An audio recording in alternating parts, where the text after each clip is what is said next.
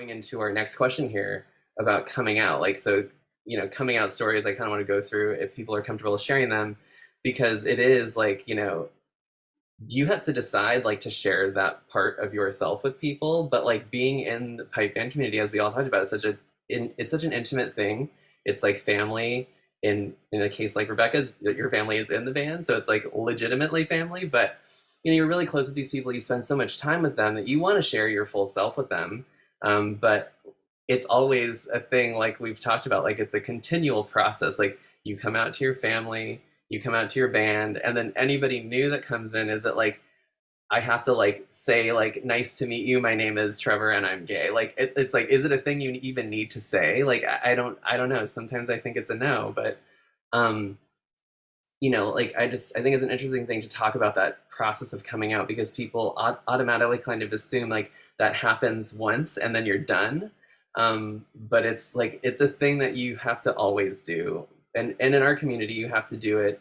Like you said, when you switch bands, if there are new members in your band, if you go meet other bands, if you go to a contest and then someone's like, why are you like, who's this person with you? Is it your partner? Is it your friend? Is it like, you kind of, there are things that like kind of motivate you to have to say something, or to make you feel like you should say something. Like no one has to, but I think there are things that happen where you kind of feel the need to share that part of yourself, and then it's always that breath in of like hesitation of like, if I say this, what does that mean next? Like, how do they react? If they react negatively, like, what do I do?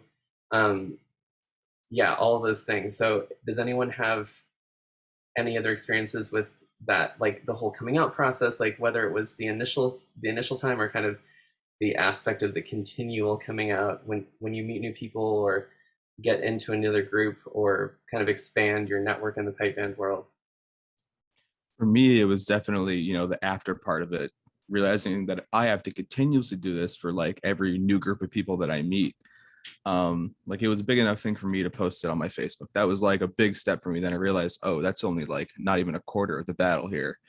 There's like a whole part of I have to do this in person, online, or for the rest, forever now.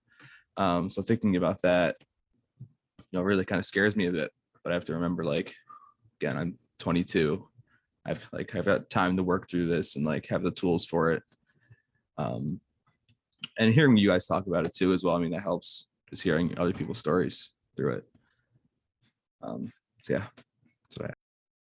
Yeah, and I mean, Yeah, I hopefully it's definitely. getting better. It's getting better. It's like it's not something. Sorry, like I was just jumping in to say, like, it's like the continual thing.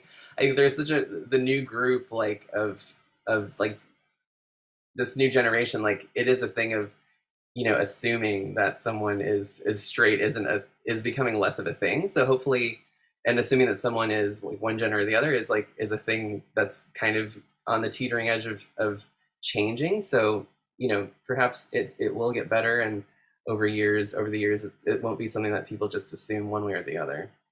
Sorry, Lay. Oh, you're good. Yeah, I did touch on that a bit, where it's like I do have to continuously come out to everyone, like even at work or with a band. And I even, as like a side note to work, like I work at my current place because of the owner of the business was how I got into bagpipes, or drumming bagpipes. So it's definitely a situation of like, yeah, I do think times are changing. Like even at work, I'm overhearing people, with one of my coworkers, they were like, oh, that man is pouring a beer. And then one of their friends was like, well, you can't assume anyone's gender. And they were just having a conversation about that. And that was like, so great to hear. And it was like a little bit surprising, because at work, like I don't come out to everybody. We have regulars. I haven't told everyone, my pronouns. So it's just nice to hear that people even outside of like the community here, it's like they're changing, or telling their friends like, hey, like just be a little bit more open. It's great.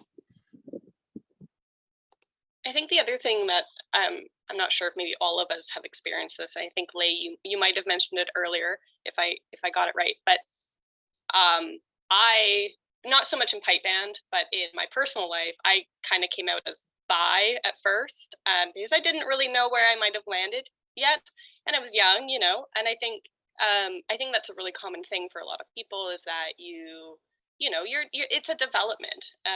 You really have to. It takes time. It can take time to kind of, you know, really look at yourself and and you know, feel it out, and just, you know, get there. It's not instant for everybody, and so I think having that where maybe because we do it consistently, and it's not just in pipe band world, it's in our personal life. It never stops. It really never stops, where you have to come out all the time. And so I think you know, it can be confusing for people who are not a part of the LGBTQ community to understand why, well, last year you said you were bi, and now this year you've told me you're a lesbian, you know. And trying to work that out too with people. I'm not sure if any of you guys have had that experience where you've had to kind of re-educate people on now how you identify.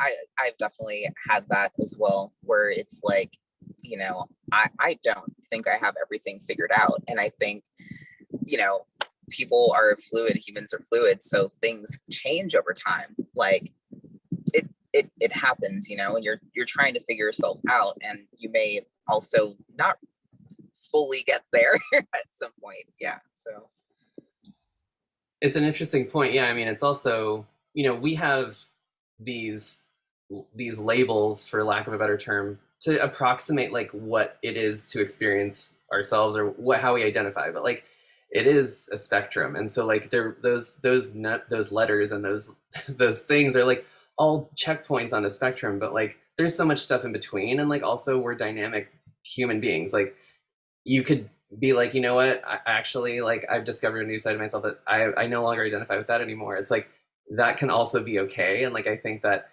for people who are outside the community, they're always looking to say, oh, well, you're gay, so blank, like, because it's easy to like have that whole like kind of profile of what that is. It's like, I understand and can wrap my brain around like what a gay man is, or like what a lesbian means, or like what, you know, a trans person is. But it's like, you know, some people are even like, oh, well, bi people are really just like, you know, like, they like one more than the other. They like men more than women. It's like, you know what, like, whatever it is, that's how they identify. They like both. Awesome. Like, you know, like, Rebecca, to your point, like, it could be later that it's like, you know what, I'm a lesbian now. Like, and I think that that's fine. You know,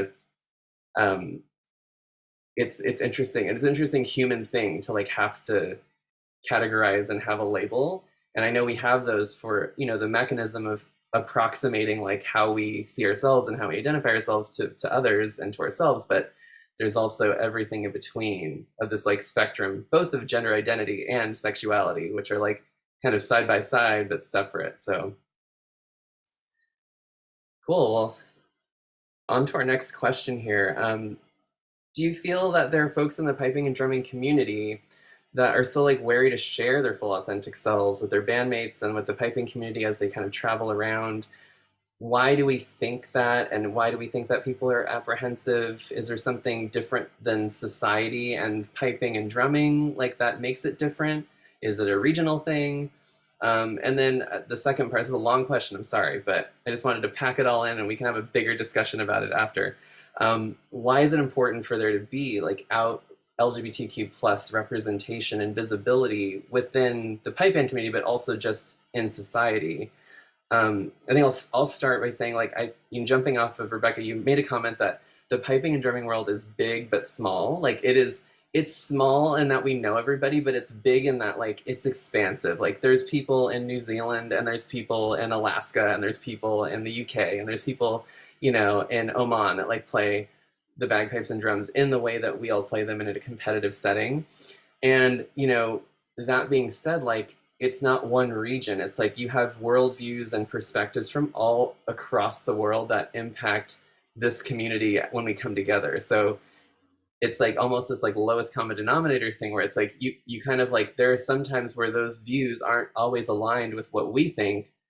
You know, I think, you know, coming from a city like Los Angeles, I know I'm super like spoiled in a sense, like of, you know, what people's perspectives on these things are. But when you bring this whole group together, which it comes from an old tradition already, it comes from, you know, a very old tradition in Scotland of piping and drumming, like that's just going to be a more like, you know, traditional or conservative or, you know, not as progressive a viewpoint as we're used to. So I think that that has something to be said. And I think that, you know, I do hear of people that are still wary to like share themselves and to say like, you know, this is who I am.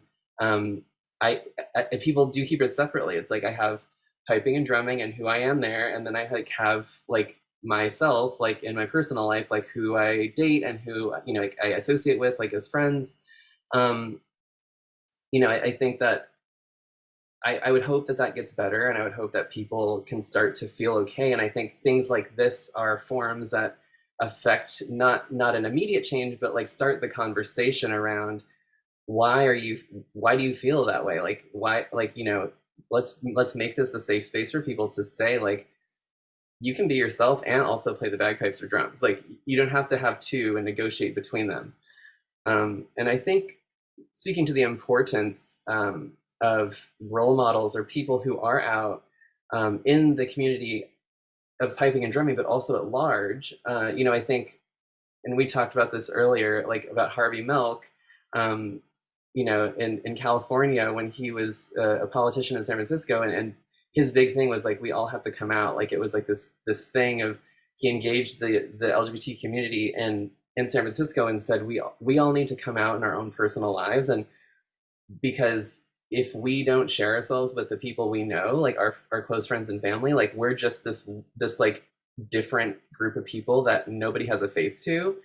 And so I think there's power in sharing yourself to say like, you know, then people in your bands or people who we hang around at the games, like they're like, oh, I actually know someone who's gay, or I know someone who's trans, or like I've met them, they're a really nice person, and like I've had a beer with them, like I've listened to them play, they're awesome. Like those things make a huge difference because it puts a face to this thing that sometimes people don't have exposure to, like people that don't live in big cities, or, you know, just that don't have friends who are part of the community. I think it makes a huge impression on them, and it kind of has the power to shift their ideas of how they view an entire community when they know someone in it.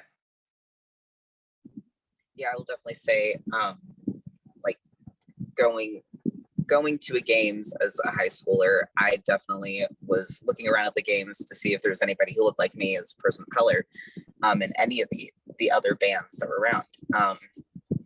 And I definitely, you know, when I joined Pasadena in 2014, my first gig, like I said before, was with Pride. And I want to thank Trevor for that, because without him asking to go to Pride for Pasadena, I wouldn't have been able to, you know, see that I was going to be in a safe space. And so I was really excited about that, because I hadn't come out yet, and I'd been wanting to go to Pride for a while, but I was trying to find every excuse to be like, oh, like, well, I don't have a drum to go, I don't have a kilt. And Trevor was like, we got all that.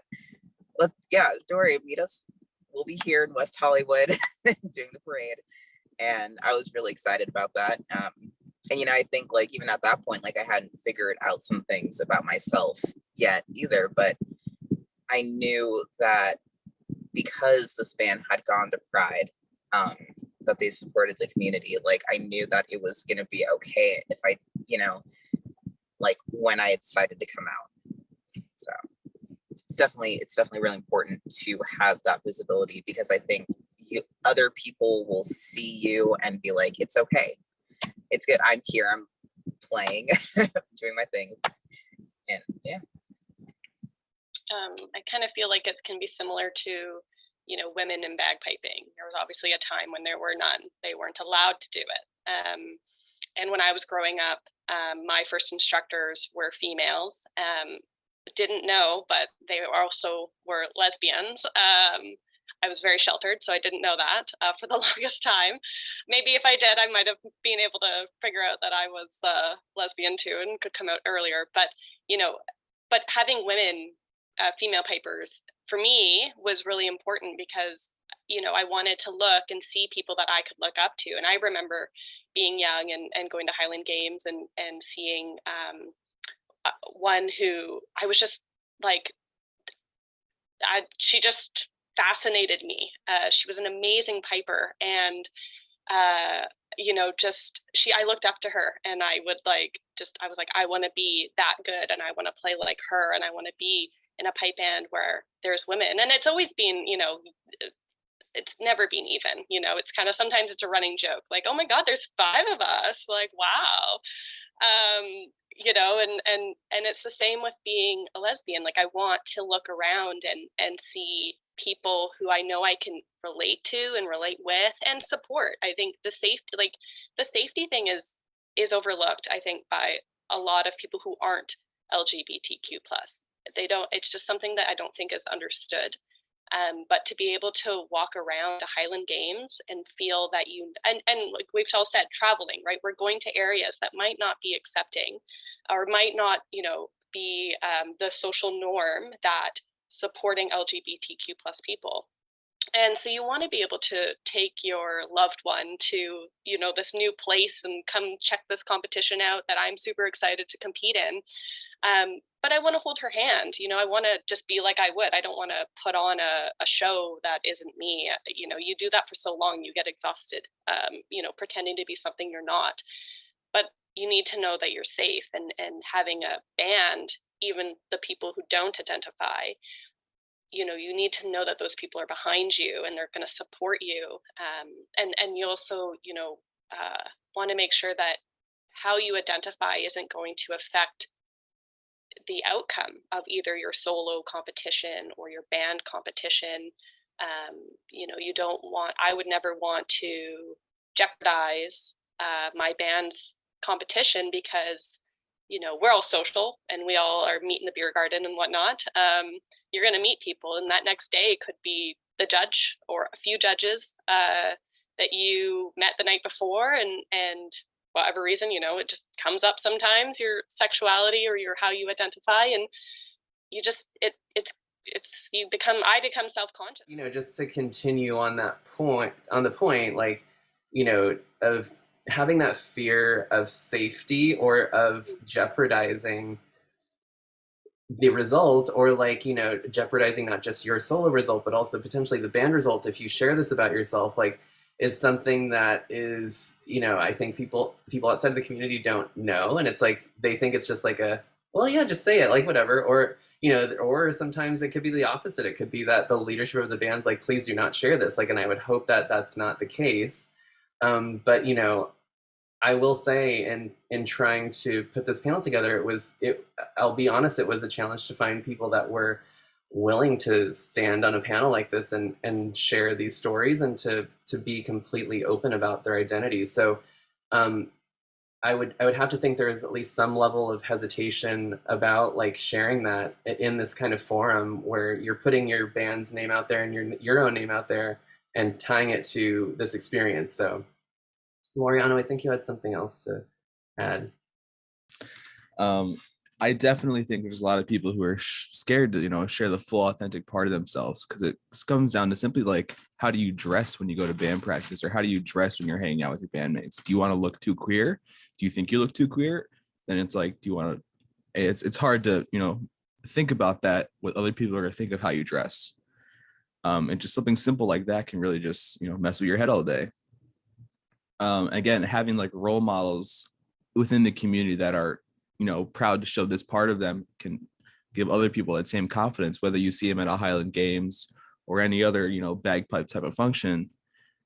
It's the moments like that, just seeing them in person, I think, that are also like, yep, like this is real. This is something that's happening. I shouldn't be, you know, ashamed of who I am.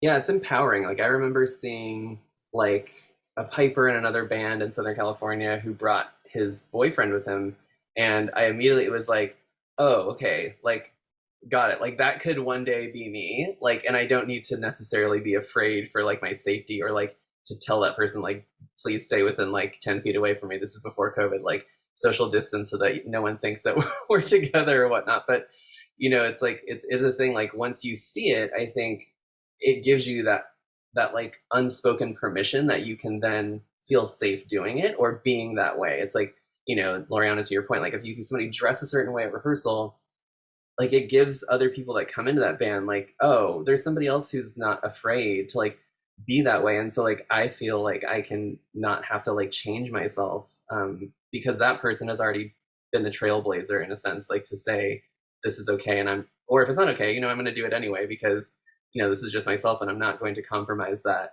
you know, for the other people to feel like, you know, comfortable, or so to speak.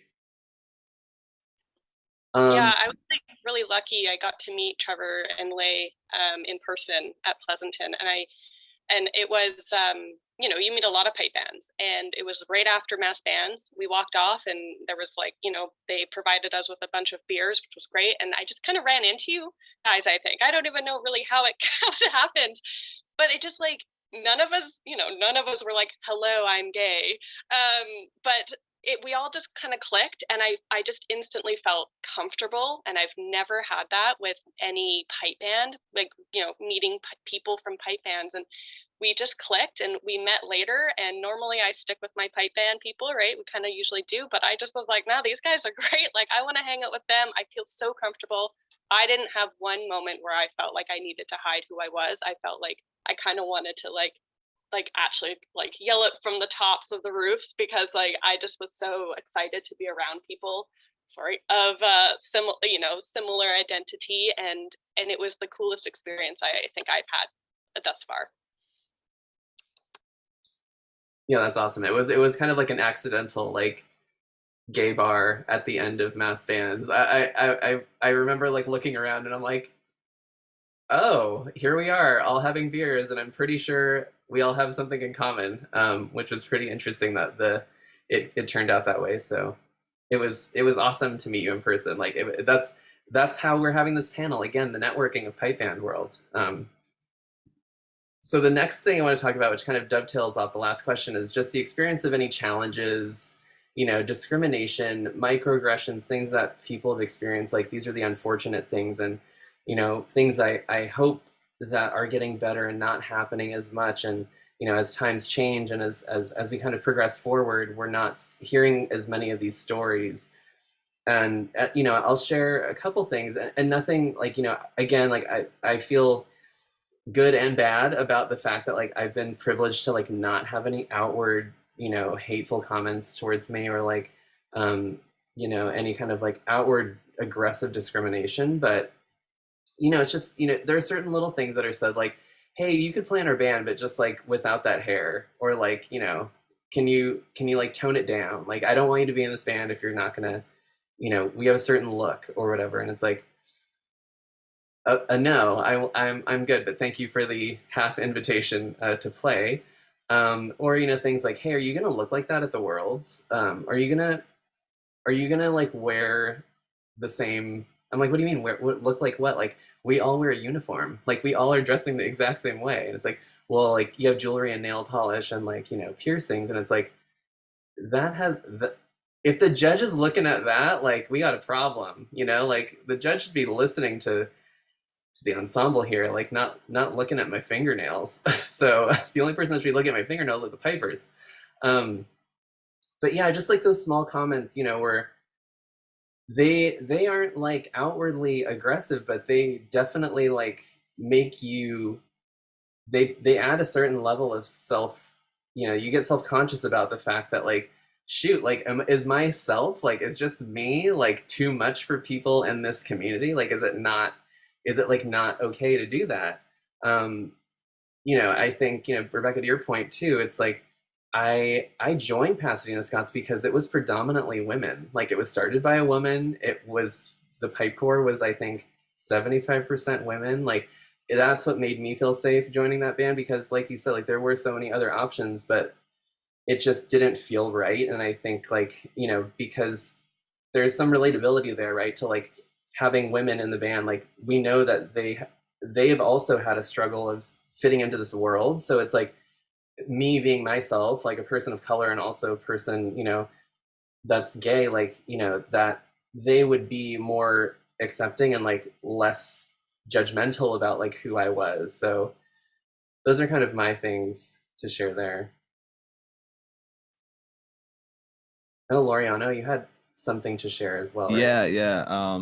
I've unfortunately experienced my fair bit of discrimination and challenges in my piping career, whether it be at, piping gigs, sometimes even games or places I'm going to for games. So, and 2 years ago, when I was at the Argyle Share gathering, I was in Oban for maybe half an hour, and I'd stopped in at a pub, and I had my pipe case with me, and I sat down next to me. I sat down to another guy who appeared to be a piper because he also had a pipe case. And he looks at me, looks down on my pipe case, looks back at me again, and he says, "Oh, the Gook's a piper." And, that's my first introduction when I get to Oban within half an hour. First local I meet, that's what I get. And that, that goes back to a whole identity thing of, I'm half Scottish, half Filipino, but I'm not accepted into this culture of being Scottish because I don't look it. Yeah, I play the bagpipes. My mom's from Scotland, but I'm not Scottish enough because I don't look it. I thought of another incident that happened on my way to a contest. This is again for being Filipino. I into the border into Canada. I think I was going for the Cambridge games or something a few years ago. And the lady was French at the border. And she's asking why we're here and stuff. And I said, for bagpipes. She goes, "What are bagpipes?" And I go, "Well, they're a Scottish instrument." And she stopped me and goes, "You're not Scottish." And it's like, okay, what does this have to do about me going into Canada right now? Why are we having this conversation? And just, again, the small kind of microaggression comments about, being Asian, or like, you play well for a Latino and stuff. Like, I'm not Latino, and it shouldn't matter about that kind of stuff. Fortunately, I haven't had anything said to me to my face yet about being non-binary, as I haven't really had the opportunity to see people in person too much for it.